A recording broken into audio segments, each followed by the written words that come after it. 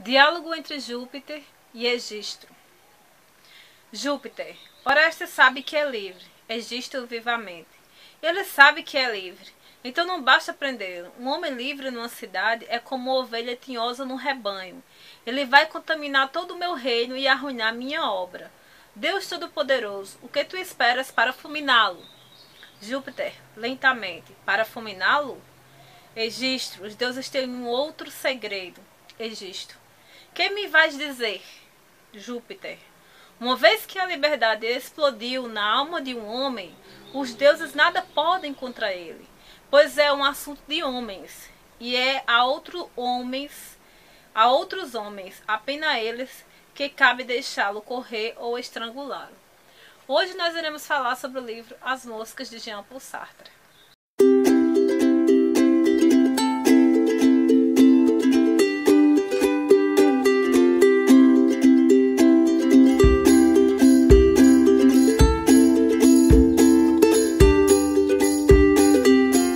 As Moscas, de Jean-Paul Sartre, foi escrita no ano de 1943, em plena época em que estava acontecendo a Segunda Guerra Mundial. As Moscas é uma peça teatral, é um drama, né? Ela foi feita para ser encenada, então o livro é em formato de diálogos, tal qual, né, o roteiro de uma peça, e ela é formada por alguns personagens que são inspirados numa peça grega de Eurípides, né, que é a peça Orestes. Eu vou me deter agora no enredo deste livro aqui, depois eu explico para vocês em que a peça é inspirada e outras coisitas mais importantes para você compreender este livro. Essa peça é a história de Orestes, que volta para a cidade de Argos, porque ele quer vingar a morte do seu pai Agamemnon, que fora assassinado por sua mãe Clitemnestra, né, pelo amante dela, que é Egisto. Quando ele volta para essa cidade, logo de início ele encontra Júpiter, que é um deus, né, o deus dos argianos, e ele está disfarçado lá e começa a travar um diálogo, né, com Orestes, tentando convencê-lo a não fazer a vingança. Por sua vez, na cidade de Argos mora Electra, que é a irmã de Orestes, e ela fica, por sua vez, influenciando Orestes a se vingar. Então essa peça teatral, em linhas gerais, trata desse dilema, né, do homem diante de um dilema moral. Orestes, ao mesmo tempo que quer reaver o seu trono, porque o pai dele, Agamemnon, né, foi assassinado, então ele perdeu o trono de direito, foi exilado da cidade de Argos, vivia em outros lugares. Depois que ele ficou adulto, ele volta para Argos e ele olha para aquela cidade, né, que curiosamente o nome do livro é As Moscas, né, a peça, porque a cidade está coberta de moscas. Então, assim, para Orestes, ele olha e diz: para que eu vou perder meu tempo com esse lugar horrível, horroroso? Mas ele encontra a irmã e a irmã pede vingança. Diz que ele tem que ser homem, que ele tem que se vingar e que ele tem que honrar o nome do pai dele. E aí Orestes vive esse dilema moral entre vingar a morte do pai e adquirir seu trono de volta, ou então deixar aquilo pra lá e ir embora, né? Inclusive ele pede à irmã: vamos embora daqui, vamos ser felizes, mas ela não quer. E aí, como eu não quero mais soltar spoiler, porque quem ainda não leu a peça, quem não quer saber o final, vocês vão ler e vão saber se ele matou ou não. Para quem não se importa com spoiler, como sempre, né, eu deixo o alerta de spoiler e depois eu vou comentar sobre o livro. É interessante também dizer aqui que As Moscas, de Jean-Paul Sartre, é uma alegoria sobre o que estava acontecendo na época na França. Jean-Paul Sartre, ele é um filósofo, escritor, romancista, crítico, político, engajado, tantos adjetivos. Ele foi muita coisa, francês, né? E ele, assim, ele tinha essa obra dele engajada, né? É tanto que chama-se o Teatro de Situações, que é um teatro que tenta trazer situações e dilemas cotidianos para, por meio desta peça, refletir sobre a condição humana. Então, Sartre, ele usava a peça teatral e também o romance, que o seu primeiro romance se chama Angústia. Por meio, né, dos livros, ele trazia dilemas filosóficos e ali ele fazia aquela reflexão de tal maneira que a gente, né, o leitor, pudesse refletir sobre a condição humana. Diferente, né, de outros filósofos que faziam tratados, né, filósofos como um exemplo, né, A Crítica da Razão Pura, de Kant, né, que é aquele livro teórico, né, bem... Então Sartre não, ele era um filósofo que ele fazia um romance que de certa forma, expressasse aquela filosofia que ele queria passar, que é o existencialismo. Então, por volta de junho de 1940, a França se rendeu à Alemanha nazista. Então, o que acontece? Esse livro aqui é toda uma alegoria. No caso, as moscas simbolizam o quê? Simbolizam os nazistas, né? A opressão nazista. É tanto que logo no início da primeira peça, logo no início da peça, Egisto tenta dialogar com as pessoas que estão em Argos. Algumas mulheres fogem dele. Mas ele vê um idiota, né? Que ele chama, o nome da personagem é o idiota. E aí ele e o pedagogo, que é um personagem que anda junto com ele, né? Tenta dialogar e aquele é o único que responde, o idiota, e ele fica monossilabicamente só respondendo. Olá, qual o nome dessa cidade? Ele, só assim, ele não fala o idiota desse personagem. E aí é interessante a descrição a condição deste idiota, né? Que eu vou ler aqui para vocês que vocês possam entender como Jean-Paul Sartre ele trabalha essa questão da alegoria. Ele diz aqui, ó, o pedagogo olha para o idiota, né, e diz assim: ora, nós encontramos no caminho de Delfos e quando embarcamos em Itália, ele já exibia sua barba no barco. Em Náuplia, não podíamos dar um passo sem tê-lo em nossos calcanhares. E agora ele aqui. Isto vos parece mera coincidência? Ah, estas moscas de Argos parecem mais acolhedoras do que as pessoas. Olhai estas! Lhe aponta o olho do idiota. São 12 num só olho, como se estivessem em cima de uma fatia de pão doce. E, no entanto, ele sorri aos anjos, parece gostar que suguem seus olhos. Reparai, escorre de seus olhos uma gordura branca que parece leite coalhado. Ele enxota as moscas. Chega, vede, ela sobre vós, enxota-as. Bem, isto vos conforta, vós que tanto lamentais ver um estrangeiro em vosso próprio país. Esses animaizinhos fazem a festa, parecem vos reconhecer. Enxota-as. Vamos, deixe-me em paz, chega de tanta frenesi. De onde elas vêm? Fazem mais barulho do que matracas e são mais gordas do que libélulas. Ou seja, o pedagogo aqui, no início do diálogo, ele se refere a Júpiter que está disfarçado, né, que é o deus de Argos, o deus cultuado por Argos, ele está disfarçado. Aí no final ele remete o quê? Para o idiota, né, que está coberto com aquelas moscas que ficam sugando, comendo. É uma descrição bem assim, sinistra. Então percebam que quando fala das moscas aqui é um dilema, né, que tenta retrazer uma mitologia grega, mas aqui ele faz uma alegoria. O mito não é a mentira, mas sim uma forma de dizer a verdade. Então, no caso, essas moscas que comem o idiota e o idiota fica feliz, fica contente com aquela desgraça, é justamente o francês submetido às condições nazistas. Seja a condição de maltratar os judeus sem que aquilo fosse sua ideologia, ou porque os franceses foram humilhados, escravizados. Eles desculpa, gente, eu tô meio gripado. Eles eram obrigados a fazer serviços constrangedores, né? Então, assim, foi uma época muito difícil para os franceses quando a França se rendeu, né, em junho de 1940 aos alemães. Então, assim, outra coisa interessante, a cidade de Argos, né, é a alegoria da França, como se fosse a França. O idiota é a representação daquele francês mais submetido à condição do outro, né? Como diz já Sartre em outro livro, o inferno são os outros. Então, assim, o idiota é bem submetido e bem humilde, né? Mas, assim, o pedagogo, ele é um companheiro de Orestes, ele sempre tenta trazer Orestes à consciência de que, olha, cai fora daí. Vamos embora dessa cidade. Essa cidade ela é doente. Esse povo vivem com essas moscas em cima deles e não lutam, não fazem nada, aceitam passivamente. E aí o que acontece? A peça todinha gira em torno disso. É interessante também falar que Sartre criticava muito a Igreja Católica da época, porque a Igreja Católica ela foi usada, de certa forma, para compactuar com a submissão da França aos alemães.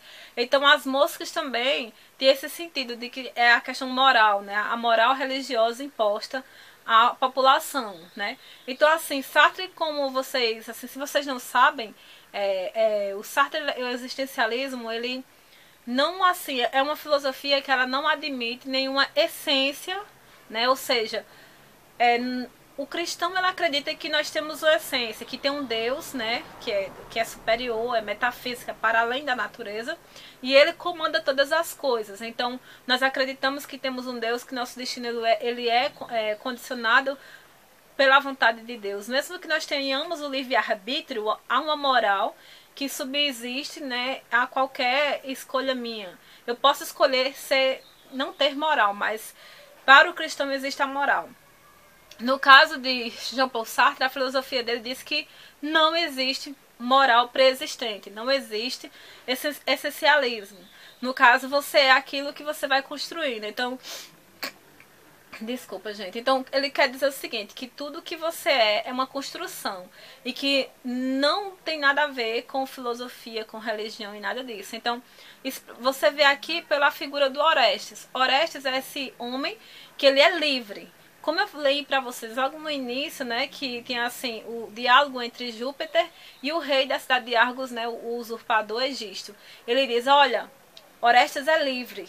O que ele é livre? Ele quer dizer, ele não se submete a uma religião, ele não se submete a uma moral, ele não está nem aí para os costumes religiosos de Argos, ele é livre. E aí Orestes, Egisto, né, que é o rei, diz, você como Deus, Júpiter, mata, fulmina ele. Aí Júpiter diz, não, eu não posso me meter na vida de um homem que é livre, né? Se ele sabe que é livre, eu não posso mexer, você é que tem que matá-lo. Então assim, gente, a obra toda ela é bem filosófica, mas o que eu quero falar aqui é que Orestes simboliza vamos dizer assim, o próprio Sartre, né? Esse homem livre de moral, ele não se submete à moral cristã, à moral imposta pelos alemães. Ele é um homem livre, ele é um homem que constitui aquilo que ele acha que é moral, né? Então é tanto que Orestes ele tem na mão a decisão de matar ou não a sua mãe e o amante, né? Ele é livre. E o que é que acontece? Aqui eu vou parar de falar, né? E aqui eu vou começar a dar spoiler. Se você quer saber se Orestes usou a liberdade dele para matar, né, a mãe e o padrasto usurpador, ou será que ele não fez isso, né? Antes disso, gente, eu queria falar também de outra coisa. A Electra, que é a irmã de Orestes, ela também é meio subversiva, né? Ela é subversiva à questão moral de Argos. Há um momento em que os moradores de Argos, eles tinham um ritual. Eles tinham que fazer um ritual em honra aos mortos, né?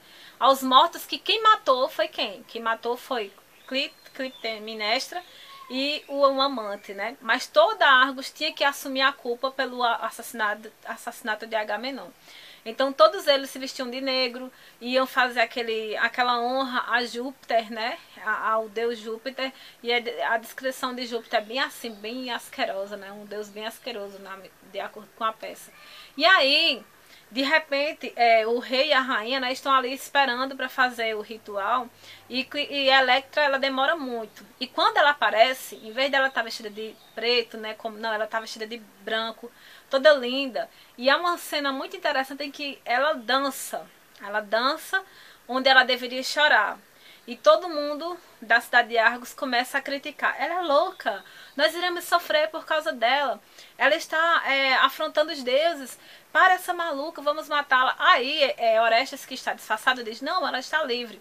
Outras pessoas começam a cochichar. Ela está dançando num ritual que era para sofrer. E não está acontecendo nada com ela. Então essa questão de Deus é mentira. Aí começa as pessoas quererem se revoltar contra o chefe de Argos, né? O rei de Argos, que é Egisto. E Egisto se desespera. Mas aí há toda uma parafernália, né, no lugar lá, que há um negócio assim. E aí todo mundo vê que Electra dançou e foi castigada. Houve um castigo, houve um sinal ali. Aí o que é que acontece? A população se volta contra ela e quer matá-la, como em plena Idade Média, né, que matavam as bruxas. O que é que acontece? É interessante essa dança de Electra, porque remete bem para a obra de Friedrich Nietzsche, né, que eu vou falar em linhas gerais, porque é muita coisa aqui, e eu também não sou filósofa, né, gente, mas pelo pouquinho que eu li, por amor, porque eu gosto mesmo, Nietzsche diz que não acredita num Deus que não dança, né? E ele acredita que o homem ele tem que ser feliz, ele não pode viver sobre o jugo de uma moral, né? Então, no caso, a Electra, ela dança ali, né? Ela dança em forma de dizer, olha, essa moral, esse negócio aí, essa ordem aí é mentira, vocês são livres, ela dança. Só que há aquele sinal e a população se volta contra ela. Então, assim, você percebe da seguinte maneira, Electra, é uma pessoa que quer se insurgir contra a Ordem de Argos, assim como seu irmão também. O seu irmão ele quer ir embora, na verdade ele quer se livrar daquilo. Mas o que é que acontece? Electra, quando conversa com Orestes, sabe que ele é o irmão dela, praticamente ela diz, ou você se vinga e você assume a função de um irmão, então você não se vinga e vai embora. Orestes, como não queria ficar sozinho no mundo, como ele viver até ali, ela acaba ouvindo, né, com atenção o que acontece. Elétrica, nossa, como é ruim falar esse nome. E aí, gente, vocês vão ver o resto do livro, vão ler, né? E aí vocês vão descobrir se Orestes mata ou não, né, a sua mãe e o amante. Então, a partir de agora, eu vou falar sobre o final do livro e vou dar minhas impressões de leitura acerca do que eu penso sobre o livro, né? A peça. De qualquer maneira, a peça tem ela em espanhol, encenada. Eu vou deixar o link aqui embaixo para vocês, ok? E aí eu espero que vocês leiam, porque é uma peça realmente que vale a pena ser lida, ok? E aí, agora começa os spoilers. Então, gente, uma vez, né, expressando para vocês uma resenha, né, bem mais abrangente da obra As Moscas, né, de Jean-Paul Sartre, agora eu vou dar a minha impressão, assim, pessoal, sobre a temática, né, se eu concordo, discordo ou por quê. Primeiro, o que eu concordo ou discordo não influencia nem um pouco, né, até porque quem sou eu para discordar ou concordar com Sartre. No caso, eu sou uma professora de língua portuguesa e literatura que gosta de estudar filosofia. E no caso, eu gosto muito da temática do existencialismo. Todavia, como ser humano cristã, eu tenho o direito a dar minha opinião, né? E as pessoas podem concordar ou não também. Como este canal aqui é minhas impressões de leitura, né? Então eu vou falar. O que que acontece?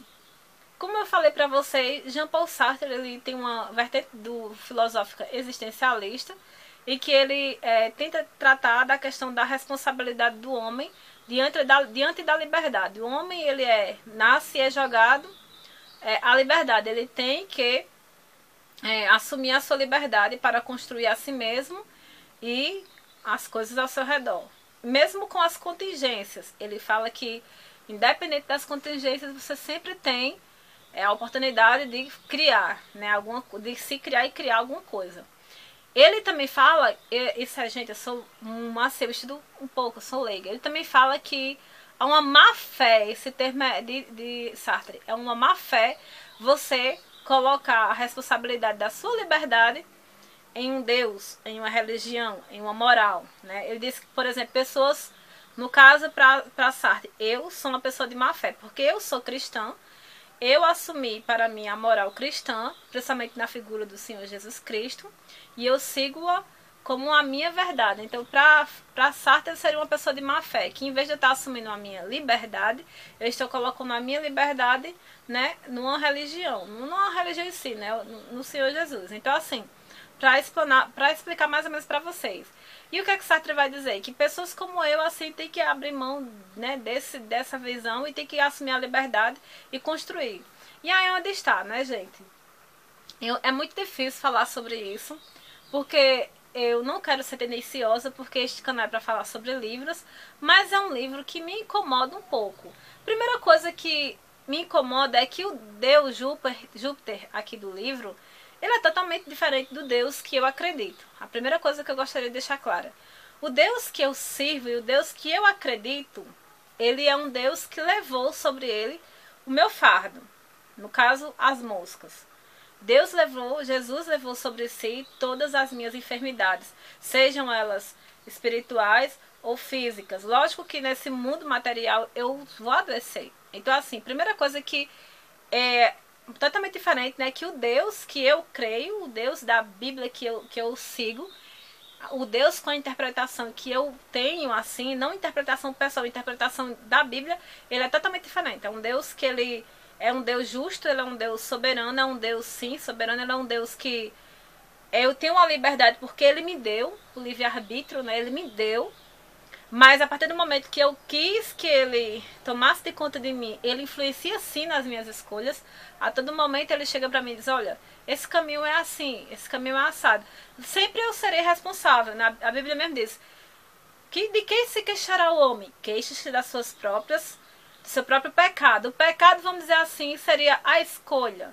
Se você escolhe comer uma fruta podre, você pode comer alguma coisa nojenta, um lagartinho lá dentro. Se você escolhe uma fruta boa, né, saudável, você vai ter uma boa, assim, uma boa comida, né? Por exemplo, bem prático. Neste momento eu tô tendo um problema com a alimentação. Eu tô comendo demais e comidas ruins. Eu posso adoecer, ter problemas graves, né, de saúde. Então eu escolhi algo ruim. Realmente, é a minha liberdade, eu posso escolher. Mas Deus, né, fala comigo, olha, se orienta, se cuida, não dá sistema, né, porque a forma que Deus fala é diferente. Então, assim, desculpa se eu estiver sendo um pouco assim, meio ingênua na palavra, na forma de falar, mas é porque eu quero deixar isso bem claro. Então, assim, primeira coisa que eu quero dizer é que o Deus de Júpiter é diferente do Deus que eu sirvo. Então, assim, primeira coisa. Segunda coisa, eu discordo de que o homem seja realmente livre, né, por quê? Eu vou trazer para vocês um livro. Eu não vou procurar aqui porque eu não sei. Ah, está bem aqui. Eu vou mostrar para vocês esse livro aqui, que é O Cristianismo Puro e Simples, de C.S. Lewis. Este livrinho aqui, ele é um livrinho que ele vai falar sobre a fé cristã, sobre os princípios teológicos, doutrinários e tudo mais. Ele vai falar sobre a pessoa de Jesus. E tem uma coisa interessante nesse livro aqui, que eu até gravei com meu esposo um vídeo assim que a casa tá em reforma, não é muito bom, mas eu vou deixar um link aqui pra vocês. O vídeo não é muito bom, mas a conversa em si pode ser um pouco cansativa, mas a gente fala um pouco da questão da moral.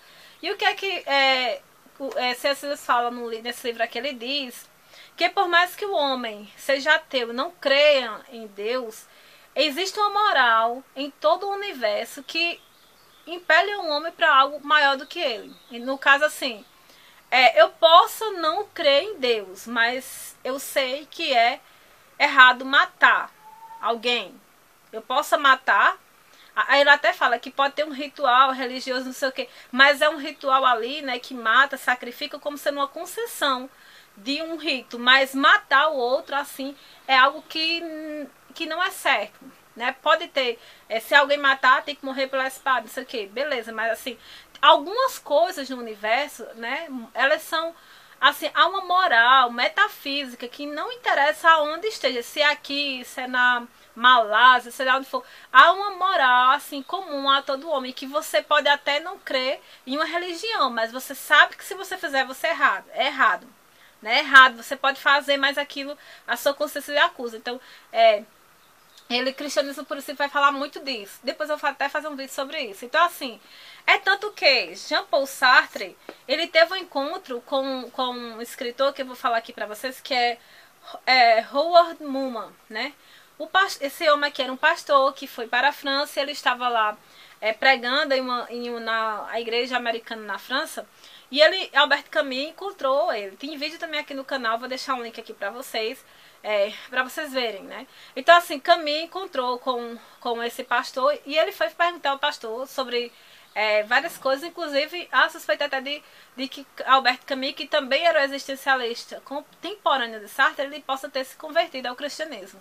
Enfim, neste livrinho aqui, há um momento em que o pastor Mumo, ele vai para um café em que, eu acho que é o Café Fleur, não sei a pronúncia correta.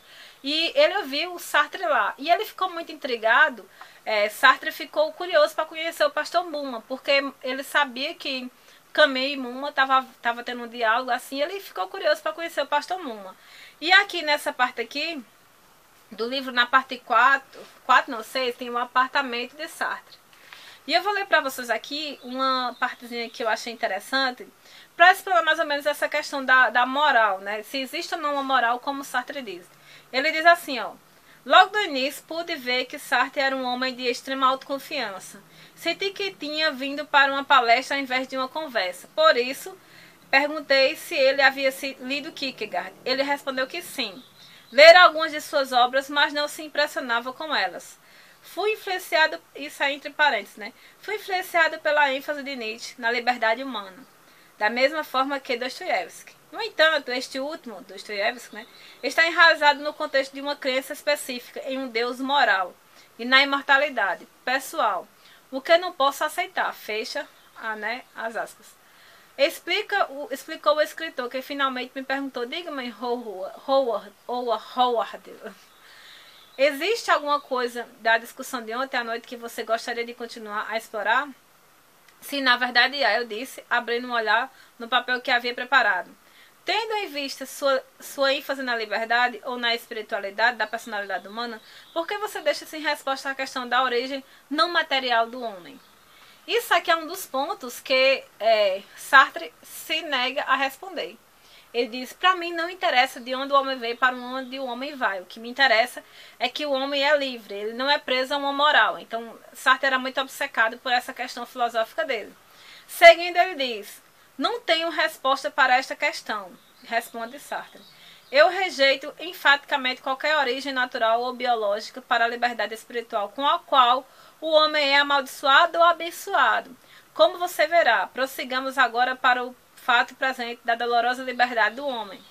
Aí mais uma vez o pastor Momo pergunta. Eu decidi impressioná-lo um pouco mais com respeito a esse ponto e disse que isso era uma espécie de proeza metafísica. A pergunta não pode ser deixada sem resposta pela alma. Você pode oferecer alguma espécie de resposta para essa pergunta? Diz Momo.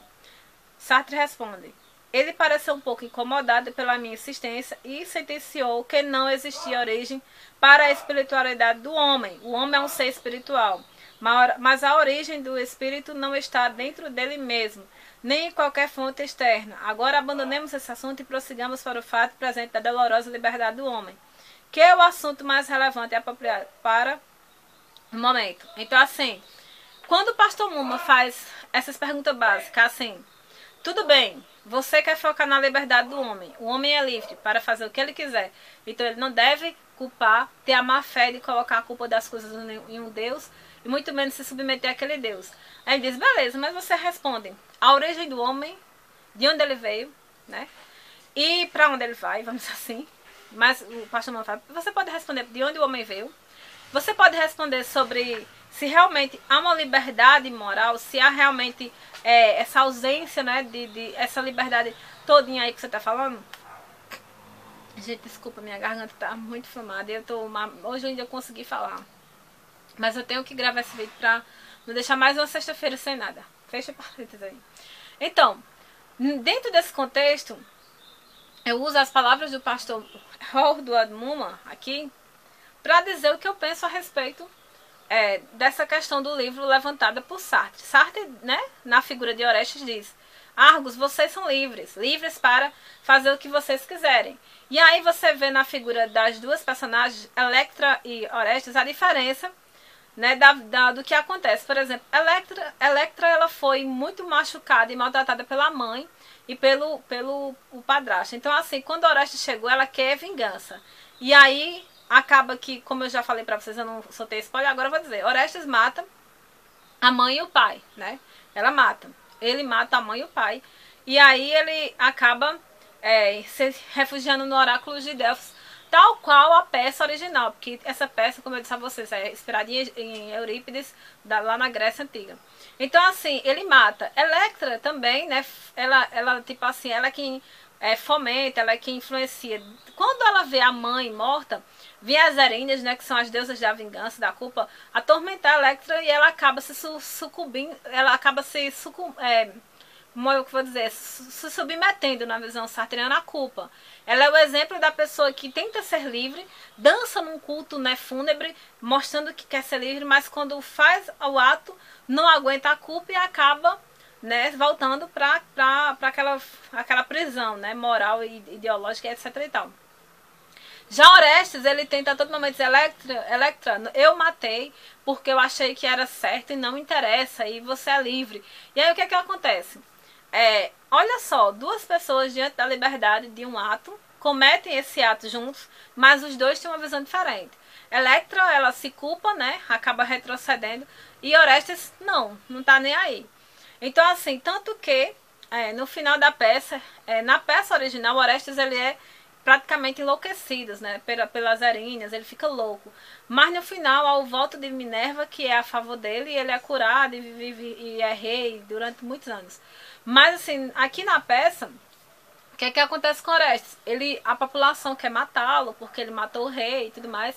E em vez de elas, né, fazer como o Egisto, né, usar a culpa, dizer que foi eles, não sei o que foram culpados pelo aquilo, o que é que ele faz? Ele diz, olha gente, não existe culpa, eu vou pegar essa culpa e vou levar comigo, tá certo? Vocês ficam felizes aí. Então ele conta até aquela conto de fadas do Hamelin, né, que há muitos ratos numa cidade, ele começa a tocar e os ratos vão seguindo, né, o flautista e deixam aquela cidade. Então Orestes vai ser tipo esse flautista, né, que vai levar as moscas embora de Argos. Então assim, você vê que Orestes é essa expressão do próprio Sartre, que quer tirar a culpa, né, da moral francesa, ocidental, do mundo e etc e tal. Mas o que é que acontece? Neste ponto aí, eu acho a peça genial. Mas como cristã, mas como uma pessoa de má fé, com muito gosto, com muita alegria, eu não concordo, né, com a visão de Sartre, porque assim, e concordo e discordo. Eu não concordo no sentido que eu acredito que há uma moral, como eu falei aqui para vocês nesse livrinho aqui, do pastor Horduad Muma. Sartre não consegue responder. Tudo bem, você disse que o homem é livre, que o homem ele pode criar o que ele quiser, ele não é preso a nenhuma metafísica, mas como você explica a origem do homem? Já que você disse que o homem não existe Deus, não existe nada, que o homem não tem que dar satisfação, vamos dizer assim, a ninguém. Como você explica a origem do homem? Sartre não responde. A segunda coisa que ele diz, beleza, como você explica que não tem uma moral? E aí eu trago mais uma vez, né, a palavra do C.S. Lewis, que ele diz, olha, existe uma moral sim, uma moral metafísica que comanda o universo, as pessoas, mesmo aqueles que não têm conhecimento, eles sabem que tem ali o que é certo e o que é errado. Mesmo independente da religião, há um limite ali, né, para o bem e o mal. Então assim, são coisas que Sartre não se deteve, não se preocupou. Para ele só queria defender a questão existencialista do absurdo humano, que o homem vivia numa época, absurdo é já um termo de Albert Camus, que o homem vivia num contexto social em que realmente, eu vou concordar com Sartre nessa questão. Antes de Sartre, quem veio com essa premissa da morte de Deus, né, vamos dizer assim, foi o Nietzsche. Como Sartre fala aqui no livro que eu citei para vocês. A morte de Deus. Mas o Deus que Nietzsche diz lá que está morto é o Deus da Europa da época dele. Que era um Deus assim, gente, que a religião, de certa forma, as igrejas luteranas, elas estavam, tipo assim, contaminadas. Então o Deus não era o Deus assim, tal qual a Bíblia fala. E Nietzsche realmente criticou uma coisa criticável. Particularmente falando, nós vivemos em uma época em que há uma morte, assim, entenda o que eu vou dizer. Deus, o verdadeiro Deus, o Deus soberano, o Deus que eu creio, ele nunca vai morrer porque ele é Deus. Mas, às vezes, o comportamento da igreja, diante da sociedade, por exemplo, tem pastores que roubam, tem pastores que mentem, tem pastores que dizem que Deus mandou eles dar não sei quanto, que um fiel manda. Gente, isso não, esse homem lá está falando de qualquer Deus, menos o Deus verdadeiro. Então assim, as pessoas olham para essas igrejas e veem um Deus que não passa de um homem qualquer, assim, que Deus é esse, né, que faz isso e aquilo. Então assim, quando se trata dessa questão social, aí onde você tem que ter uma leitura pessoal da Bíblia, uma convivência espiritual para que você se mantenha forte. Não vou dizer a vocês que já teve momentos na minha igreja, não na minha igreja assim, né? Eu sou cristã da Assembleia de Deus, tenho pastores assim, bom e maravilhoso a Deus, mas pastores respeitáveis, que eu amo muito, mas eles são homens, eles são falhos. Mas o meu Deus não, eu tenho experiências espirituais fortes, que me fazem seguir em frente e confiando e olhando simplesmente para o Jesus, o consumador e salvador da minha vida e da minha fé. Então assim, eu amei o livro enquanto literata, enquanto pesquisadora, enquanto leitora, porque a crítica ela realmente faz sentido, porque a França, na época de 1943, estava submetida aos ideais nazistas. Até a Igreja Católica da França estava apoiando os ideais nazistas, seja lá. Será que é porque ela teve medo de que a França entrasse em guerra e muita gente morresse? Mas os fins não justificam os meios. A igreja da época de Sartre deveria ter tomado a posição justa a favor dos judeus, contra a morte do Holocausto. Então, assim, a igreja da época de Sartre era criticável. E aí você tem que dar o braço a torcer. Então, assim, você tem que ver as coisas num panorama geral. Eu tô falando como leitora e como cristã neste momento, né, nesse finalzinho do vídeo. Então é isso, gente. Quem quiser conhecer um pouco dessa visão do existencialismo e tudo mais, leiam Sartre, as obras, os romances Angústia, né, que ele mostra a questão dessa liberdade, o homem diante da liberdade, sem ter onde se ancorar, vamos dizer assim, né, ancorar, tipo, moralmente. Se ele não tem moral, como ele, engraçado é que Sartre aqui fala de dois exemplos, né, ele fala de Lynch, que era um homem que dizia que o homem tinha que se libertar da moral religiosa, seja lá qual for, e criar a sua própria moral. Dostoiévski, ele tinha já um papel mais diferente. Dostoiévski dizia que no personagem dele, que é dos irmãos Karamazov, que é Ivan Karamazov, ele diz assim: se Deus não existe, tudo é permitido. Então, se realmente Deus não existe, então o homem é livre para fazer o que ele quiser. Ele pode matar, ele pode roubar.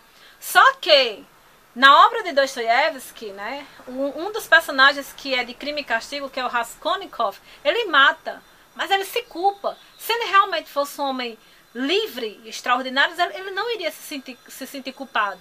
Então, assim, Dostoiévski, ele mostra essa questão da liberdade, o homem em busca dessa liberdade.